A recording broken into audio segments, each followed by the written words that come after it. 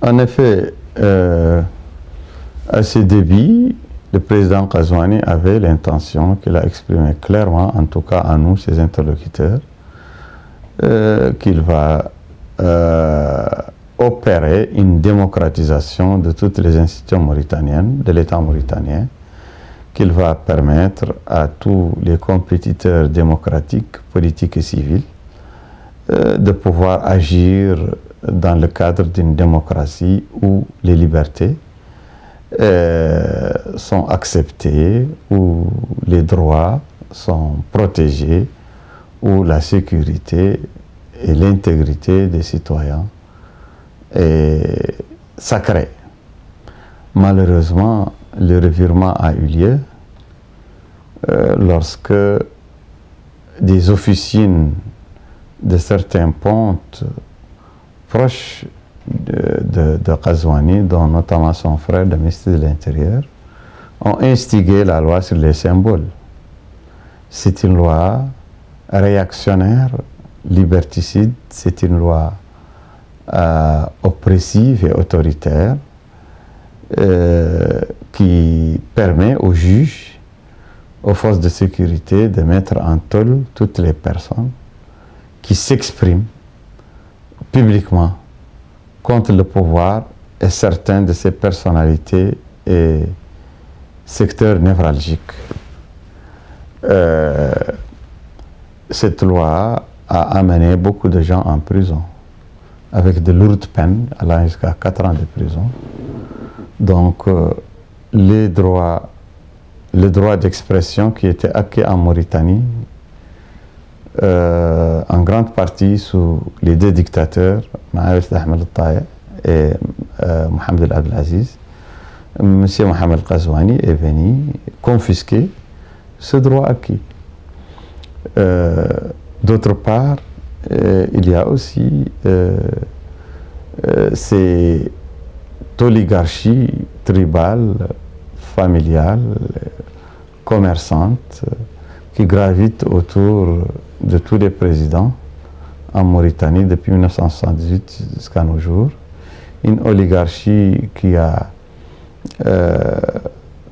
vit de rapine, qui vit de contrefaçon, qui vit de détournement de deniers publics, de pillage des richesses de l'État, qui vit de corruption et de blanchiment d'argent. Cette catégorie ne voit pas d'un bon œil l'utilisation que nous, à Hira et dans le parti RAG, et moi, Biram d'Abeid, la manière dont on a utilisé l'apaisement. Notre apaisement avec Ghazouani a été un apaisement entreprenant et actif. On ne s'est jamais reposé et on a investi tous les terrains de liberté qui nous ont été octroyés par la nouvelle donne. Nous sommes allés à la rencontre des populations, nous sommes allés dans le soutien des populations dans toutes leurs difficultés et dans toutes les régions du pays. Et nous avons commencé à conscientiser ces populations sur leurs droits. Nous les avons aidés à récupérer leurs pièces d'identité, à s'inscrire, à se recenser. Nous les avons aidés à revendiquer leurs droits. Nous les avons fait savoir comment utiliser la démocratie, que la démocratie, c'est une opportunité pour les citoyens de voter, d'avoir le courage de voter contre un pouvoir qui les a déçus et de les défaire par la carte dans les urnes pour avoir un autre pouvoir qui est plus clément, qui est plus proche d'eux.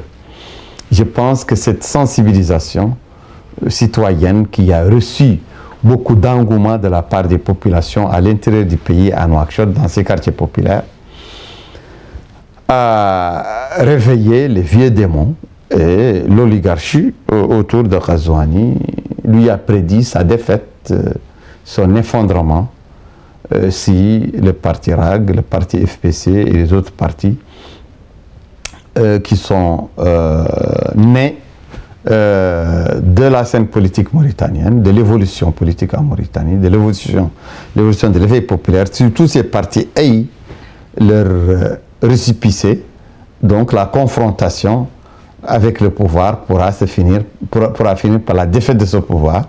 Donc elle pourra mettre en cause un deuxième mandat du président Ghazouani.